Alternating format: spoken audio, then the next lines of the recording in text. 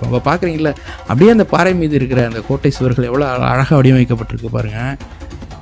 அது வந்து பாறை எங்கே இருக்குது, செவரு எப்படி இருக்குன்றதே உங்களுக்கு வந்து கோட்டையோட பல்சுவர் எங்கே இருக்குன்னே தெரியல பாருங்க, எவ்வளோ அழகாக இருக்குது.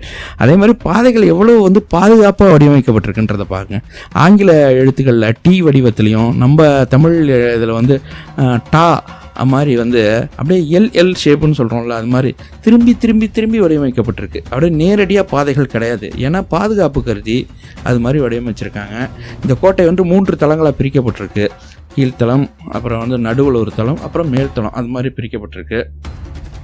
அது நீங்கள் நேரில் பார்த்தீங்கன்னா உங்களுக்கு புரியும். ஏன்னா ஒரு பெரிய பிரம்மாண்டமான அமைப்புன்றதுனால நான் வந்து இந்த காணொலியினால் பார்த்து உங்களால் முழுமையாக புரிஞ்சிக்க முடியுமான்னு தெரியல. பட் ஆனால் நேரில் நீங்கள் வந்து பார்க்கும்போது அதோடைய அழகையும் அதனுடைய அமைப்பையும் நீங்கள் கண்டிப்பாக பார்க்கலாம். இங்கே உள்ள பாறைகளே வெட்டி பயன்படுத்தியிருக்காங்க. அதுக்கான புள்ளிகள், அதை வெட்டி எடுத்த அந்த மார்க்கெல்லாம் கூட அங்கே இருக்குது.